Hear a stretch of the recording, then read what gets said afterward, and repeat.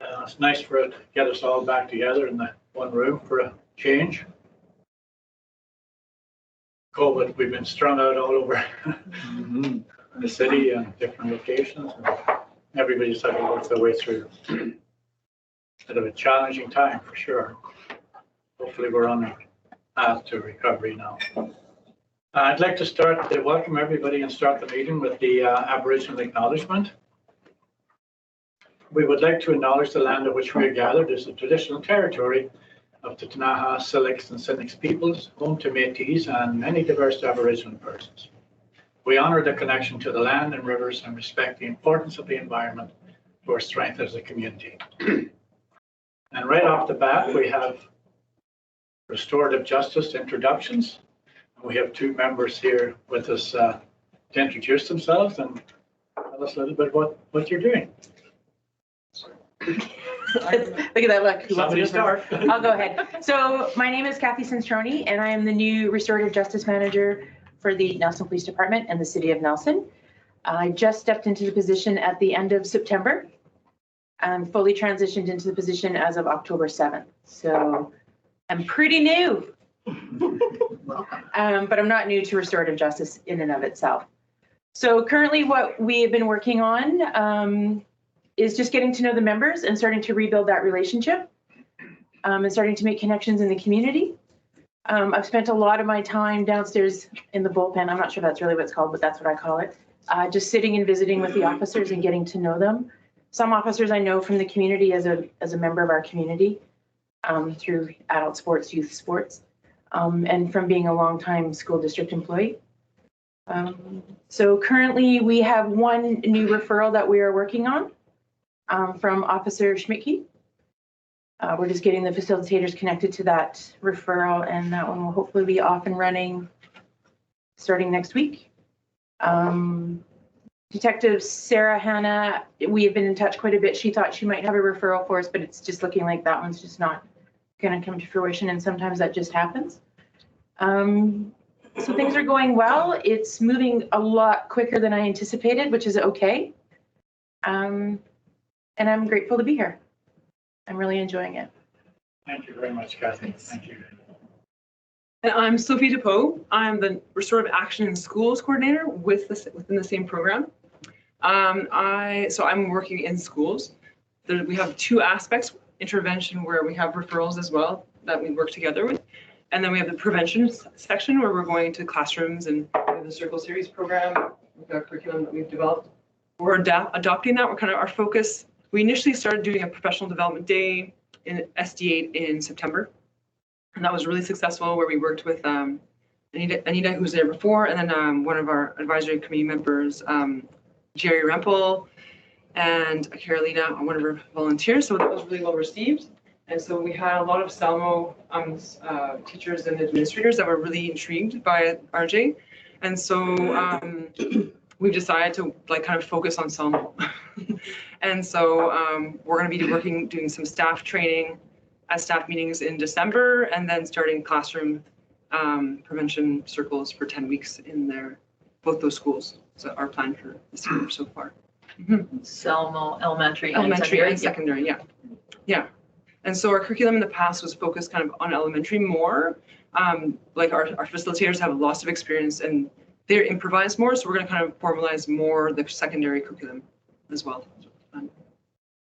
Excellent. Thank you. Any questions? Just curious, of the different ages of students, who do you find more open to it or more intrigued by it? Well, in the past, we were only, this is our third year, I think, the third year, yeah. And so in the past, we've been in a law class at LVR as well.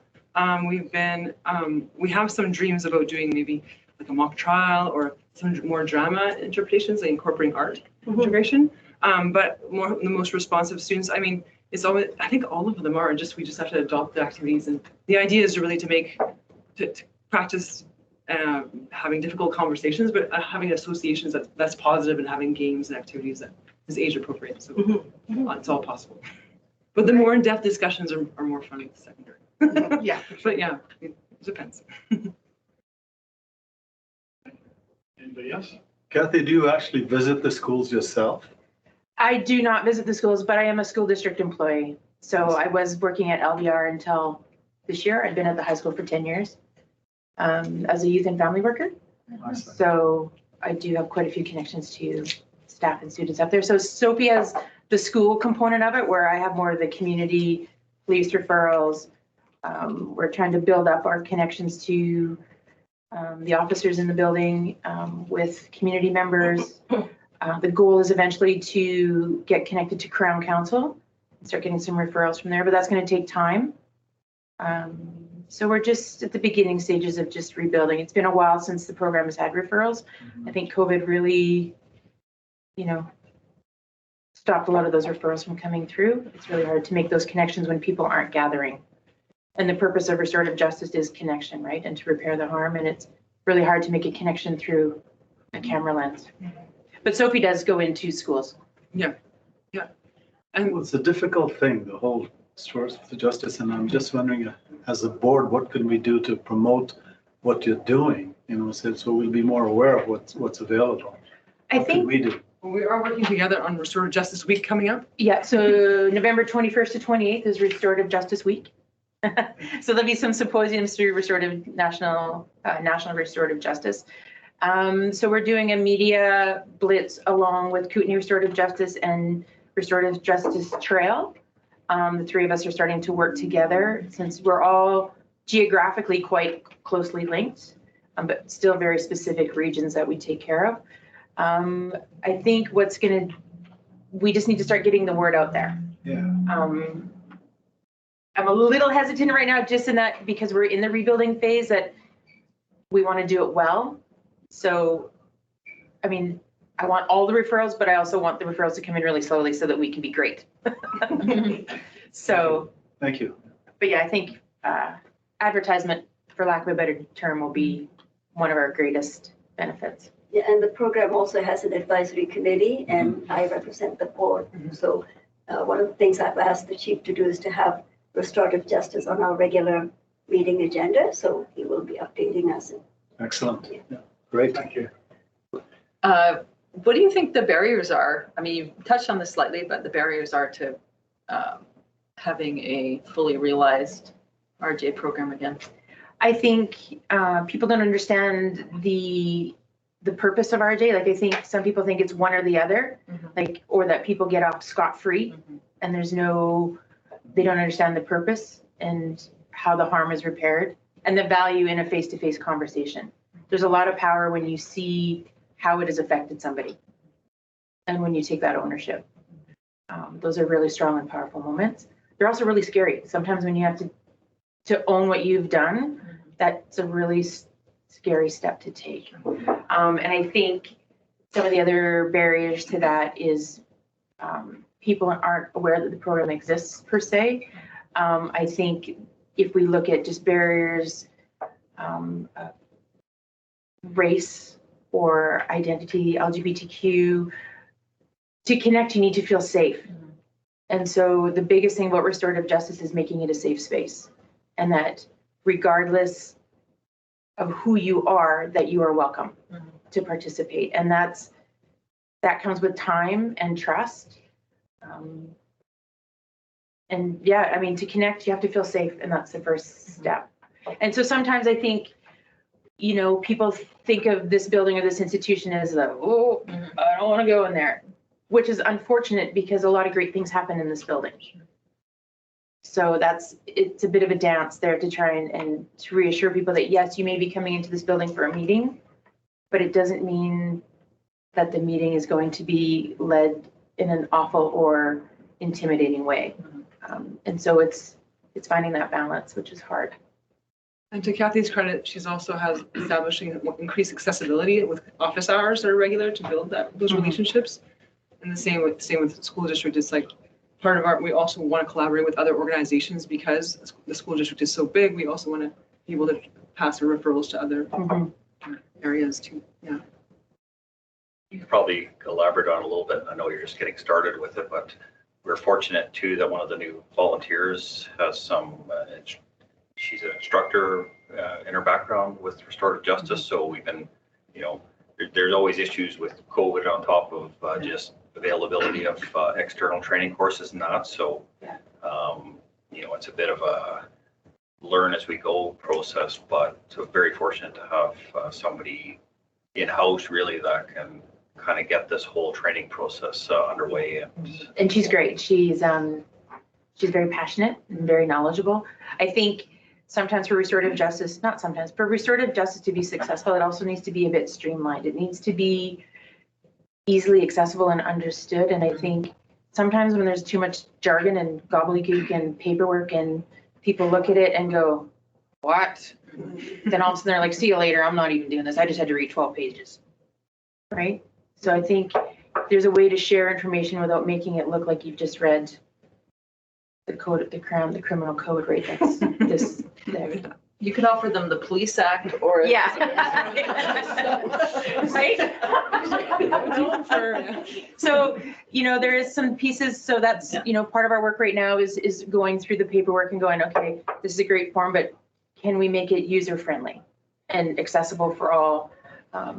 You know, what happens if perhaps your reading and your decoding of information may not be as strong as maybe someone else. So if the information isn't accessible, there's one of our first hurdles right there.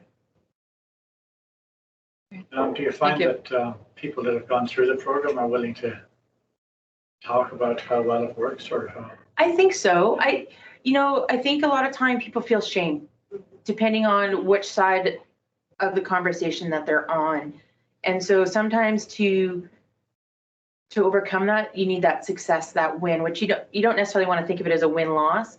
But I think when people feel like they've come out on the other side being heard and feel like they've been able to either repair the harm or accept, right, then there is I don't know what happiness, but there is acceptance in that. And I do think more often than not, people would probably refer to restorative justice saying, you know, it really worked for us.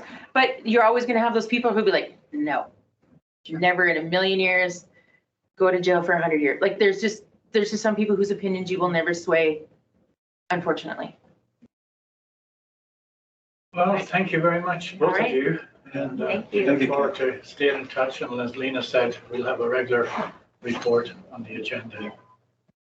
Should it be necessary to fill us in on occasion, and hopefully you can come back to see us. Hopefully. Thank you. Yeah, hopefully we'll have some even better news here once this first referral gets going. So we'll keep you posted. All right, thank you. All right, Thank thanks. you. Enjoy your meeting. Take care. All right, you can always see that. Sorry, I didn't read that quite that much. Okay, and on that note, then I'm going to ask for a motion to adopt the agenda as presented. Lena and Anna, thank you. All in favor? Carried, thanks very much. And next is the adopt the minutes of the October 13th Nelson Police Board regular meeting. So move. Moved, seconded by Jane. All in favor? Carried, thanks very much.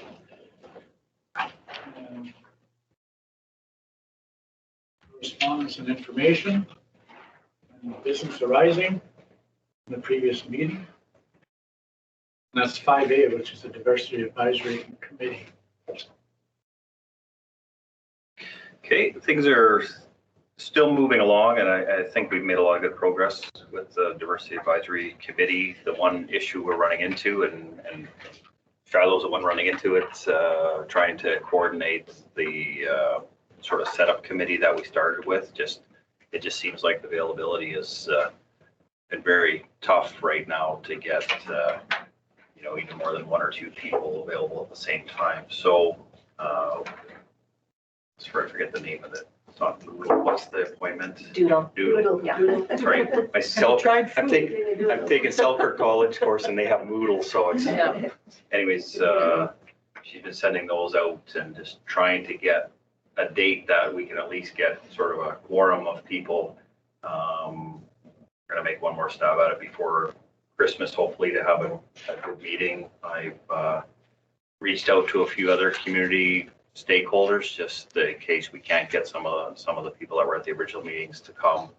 And we passed on as well that maybe some people could start looking at a delegate to maybe come in their place if they're having that much trouble getting to it. So that's happening.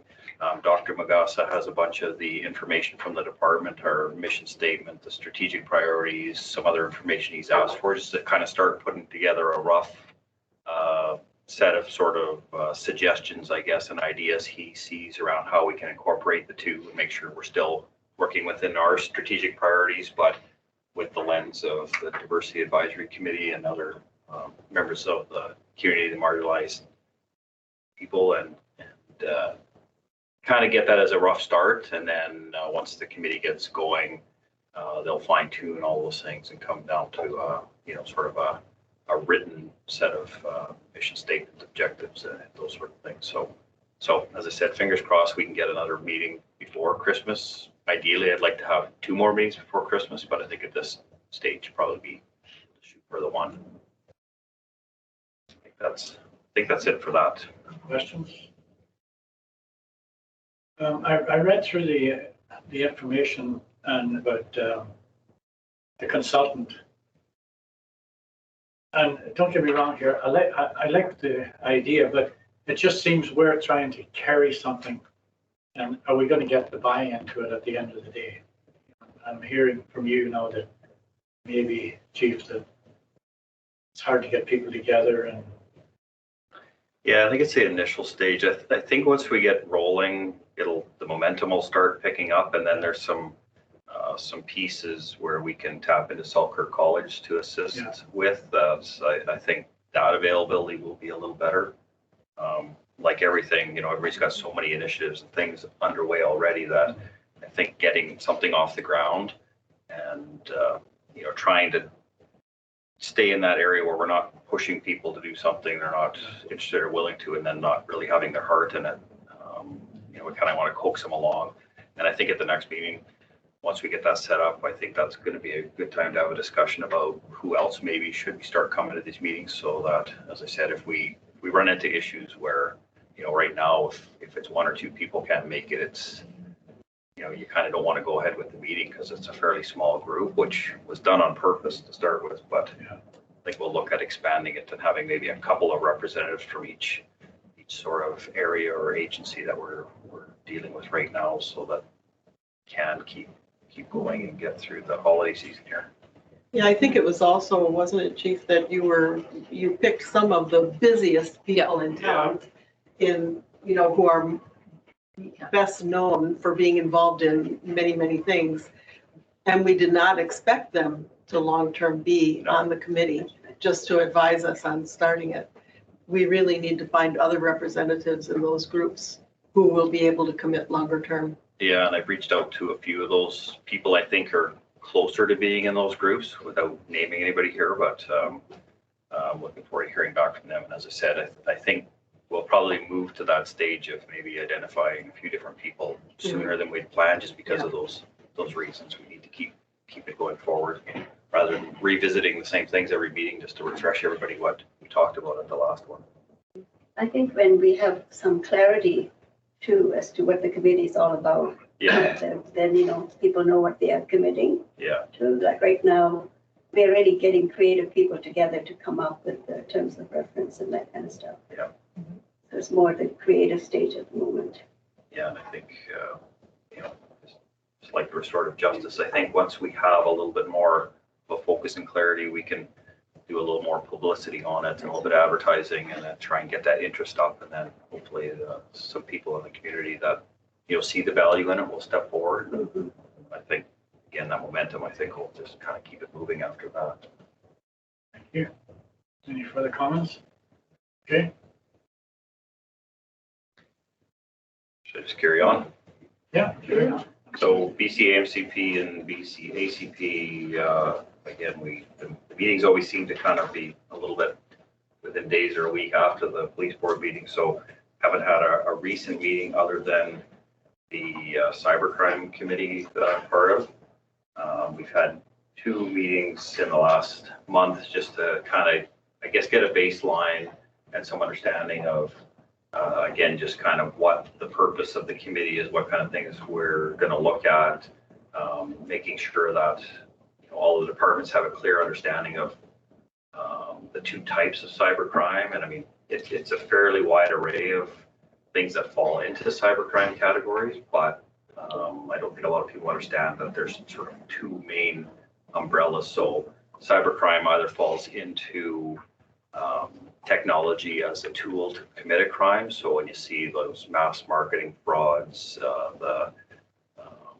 the romance scams and things where they're using a computer to like the phishing emails and things like that, that's using technology as a tool, but it's not the target of the attack. And then the other side, as I've alluded to, is technology as the target of the crime. So that's where you get like the cyber attacks on like hospitals or things where they're, yeah, Ransomware. yeah, locking down. So that was sort of the first part of that message. And then the second thing is just really determining, the other confusion always falls around who investigates those things, like who has ultimate jurisdiction over it. And especially on the municipal side of things, and coming from the federal side where I dealt with some of this, there's a lot of misunderstanding, thinking that cybercrime, because often it happens in multiple jurisdictions and sometimes foreign countries, that it automatically becomes the RCMP as the federal police's mandate to investigate that, but that's not the case. It's where the crime is targeted at.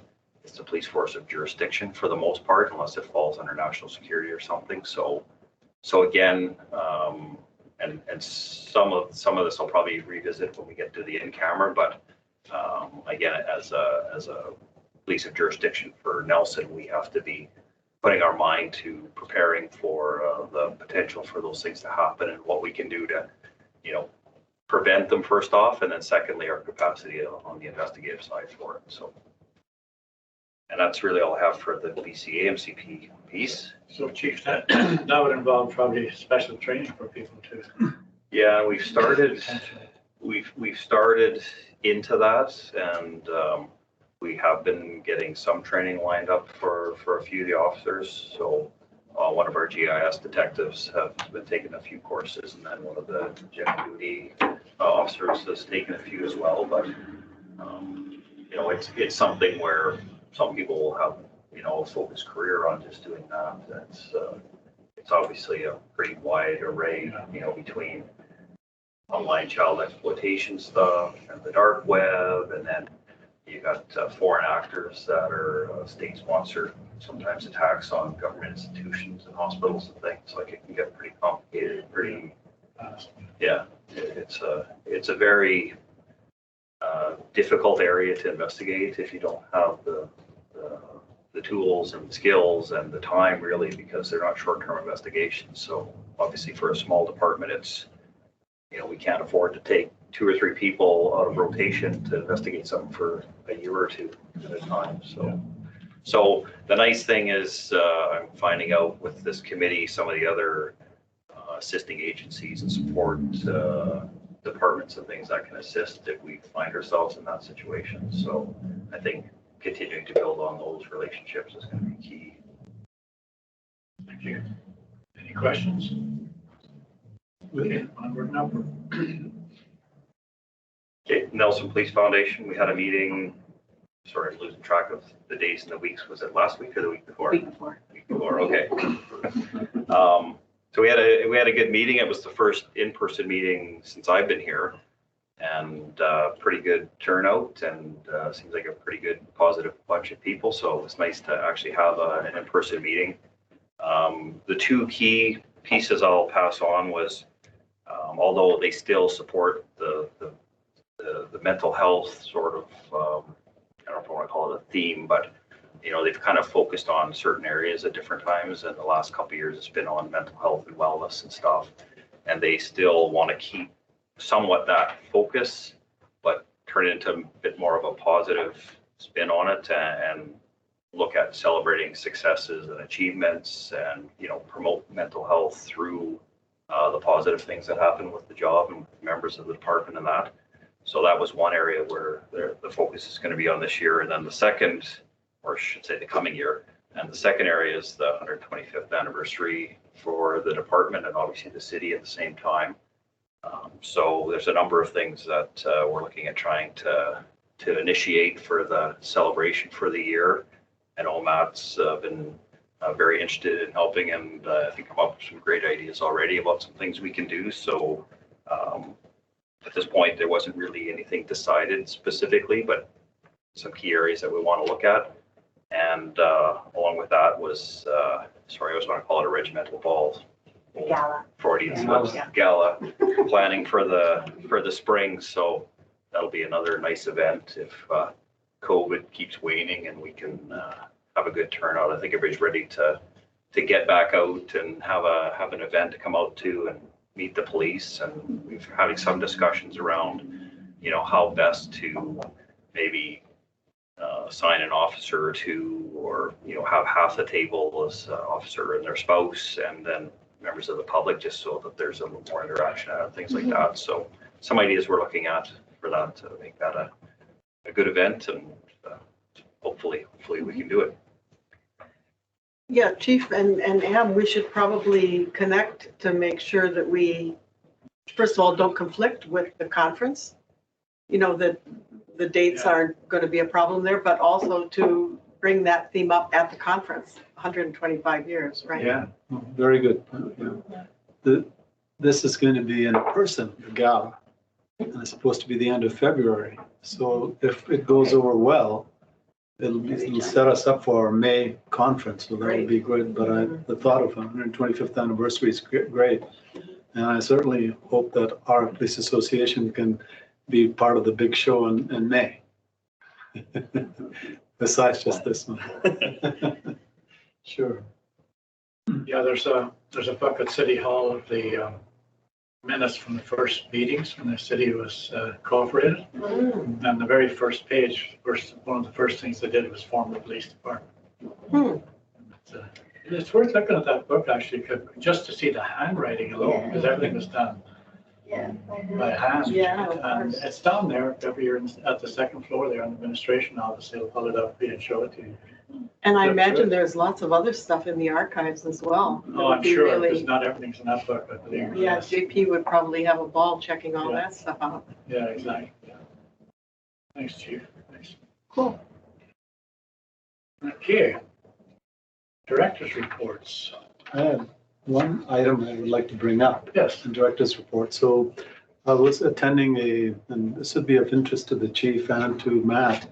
I was attending a session on policing, and what they talked about was the police officers as witnesses in court. And they're saying that police officers often use language that is, normal for police, but the judges and the lawyers don't understand that. So the recommendation was that police officers should use plain language when they're being witnessed. The other thing they were talking about was that it appears that whenever a police officer is a witness, then he's always trying to support the prosecution. But the police officer should try to be as neutral as possible because he's just stating facts. And they said that the judge will look at you differently if you do that. And also if you, they said, use plain language. And so those are a couple of things that came out. I said, well, interesting that, that was what was being told in a court. So the third thing they talked about was, especially young police officers who've never been in court, they were encouraging them to train to see what it looks like. And usually what happens, they go to court, they sit in the witness chair, they do the testimony, and they have to leave. They're not even allowed to stick around to see what eventually happened. So the suggestion was that they be sent to hearing just to see how things go about, and then you learn from that, and I think you become better as a witness. So just some thoughts I'm passing on. So these are lawyers for, I think, the Vancouver Police and Surrey Police. They were suggesting this. Thank you. Yeah. Anybody else? Great. Sue and I attended Nelson Police Association since our last meeting. Yeah. Oh, yeah. Yeah, just to talk about the diversity and inclusion initiatives that we have going on. And I think we had a constructive conversation, would be my takeaway from that. Maybe you have something else to say, Matt, but. No, I'm sorry. I know I shouldn't be speaking, but I wanted to take a moment to say thank you to the two of you for coming over. And I realize you did get hot seated a little bit there. I think it's the most valuable thing that came out of that was a number of members who left that meeting coming back to me and saying, okay, I understand a little bit better now. Yeah. They understand a little bit better about what the role of this group is and where the boundaries are and what the purpose is of doing these types of things. So that was extremely valuable. So I'm sorry to interrupt, but thank you No very much. problem, man. Okay, don't hesitate to invite us again if you think it would be helpful. Well, I am looking forward to having members of the board back again, right? And come in to, visit with us. And I think you said biannual a couple of times a year. That sounds great, And then at any time, if you feel you have something that's important you'd love to share with us, by all means, reach out and we can carve off some minutes for you. Yeah. Thanks, Matt. On that note, we probably have, do you think we'll have the Christmas toast this year? I think so. I don't think so. We were talking with the department heads meeting about departments having Christmas parties and stuff, and what with the optics, and B, we looked at some of the restrictions that are in place. If you had a Christmas party, you're not allowed really to mingle, supposed to sort of stay with your table and stuff, and it just kind of takes away the whole. Yeah. So that kind of lets you off the hook a little bit. Yeah, well, as I'm looking at my pile of plywood out there, I was thinking like, where am I gonna come up with? Okay, thank you. That's too bad.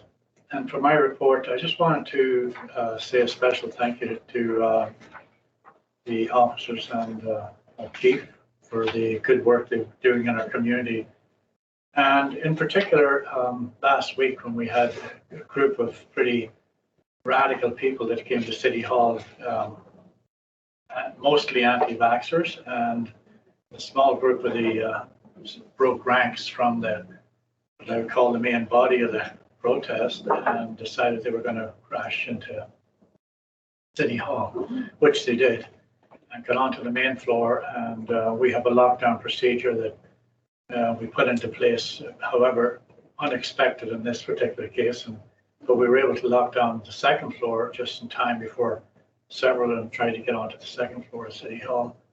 It caused a lot of trauma among the employees on the main floor.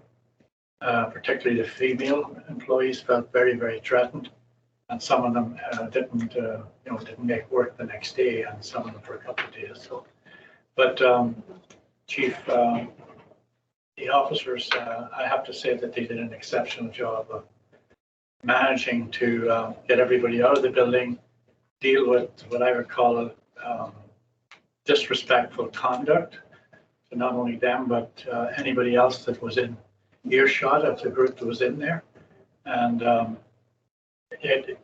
just from my vantage point, which actually was quite a good one from the second floor, I could see down there, it took a fair bit of negotiating and experience and expertise to be able to control that particular situation and get back to some kind of calmness and normal. So I just want to say a very special thank you, Chief, for your leadership, and a special thanks to the officers that were on the ground. And we all have a copy of that video that you distributed as well, where on a separate incident where some of our officers were confronted, and it just gives you an idea of some of the things that can happen on a daily basis and sometimes hourly basis to the people that are trying to protect our community.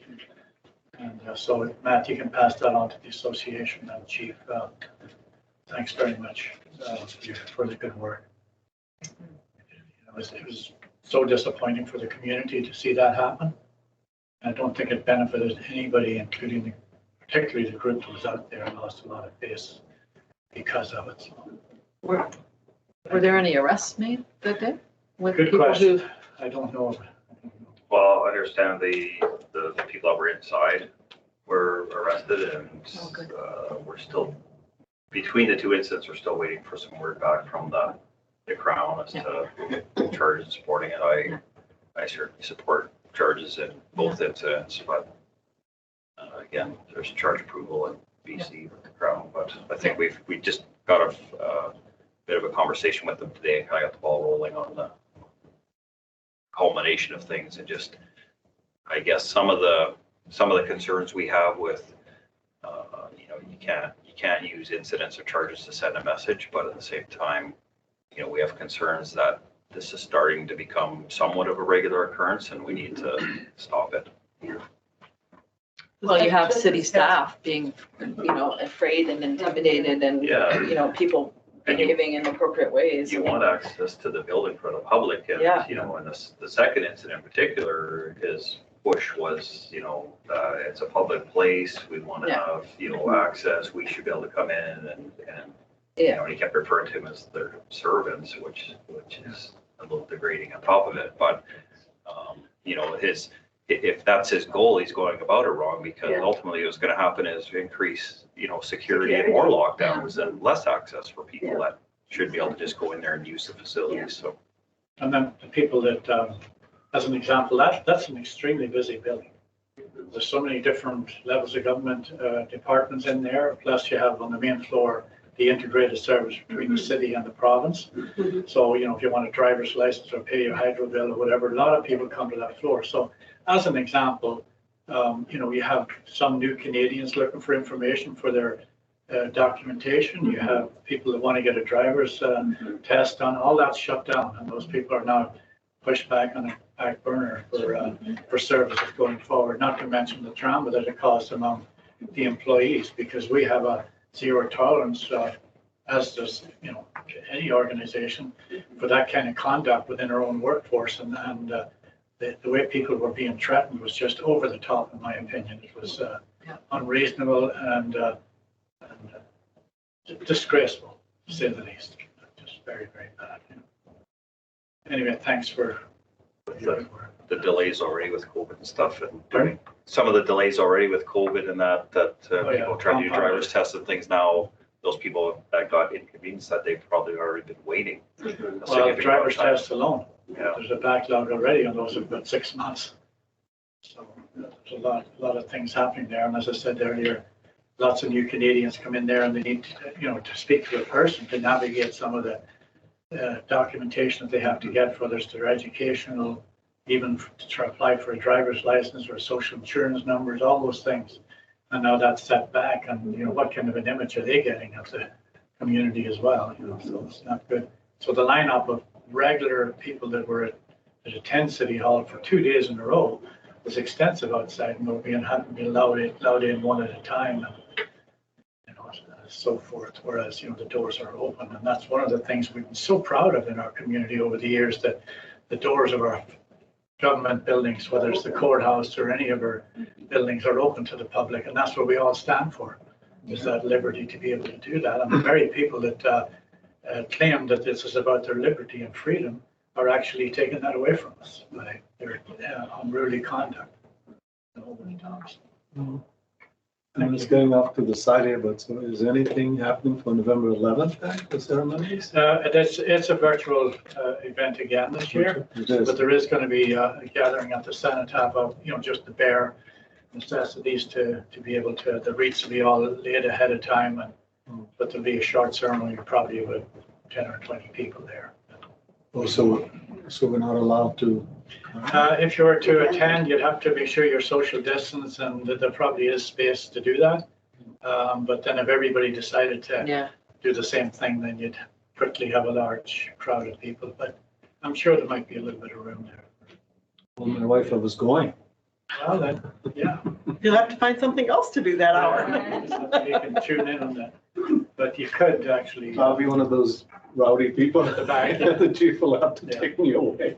Yeah, I think that the band is going to be there because my friend plays the drums, so there'll be music. I think there's, you mean the city The band? city, not the city Oh, no, band, the pipe band? pipe I band. think maybe one piper, I think, was there, but I'm not sure. Like I know the drummer is going to be there. Okay. Yeah. All right, well, thank you. Action items are next on our list here. And diversity advisory, you talked about that already. The Turnip Lanes resolution process ongoing. Board committee list, conference planning, that's both for December. Training event for November 15th, and that's next Monday, and that's here. Yes. Yeah. And Sarah is coming Yes, in, you said, yeah, for that. So hopefully everybody's able to, if you can. Yeah. Make that. Strategic plan, chief and directors, and, oh man, we're going out there June Yeah. that's 2023. not- So, any questions or comments? All good there. Thank you. Next up is the meeting calendar. And I have a paper copy of it here. Hopefully everybody's got their, So move. okay, that was easy. I have a question about whether it's going to be virtual, like it says virtual for some and on the list, right, the meetings? 2 months, Wondering about it. 2 months will be virtual and then we'll see. No, but why are? We're here in why- person, We're here so- in person, We're here so in it make person. it, I'm just confused. And, Yeah. and like we were today, Yeah. are we meeting in person? Are we, so are we meeting in person or are we meeting virtually? I think Okay, it's so- great if we can meet in Yeah. person. I think it's nice to be able to see faces and, anyway, that was my only question. The dates are fine, but. I put virtual down just because I thought if the public wanted to attend, those first couple of months, they might not be allowed to.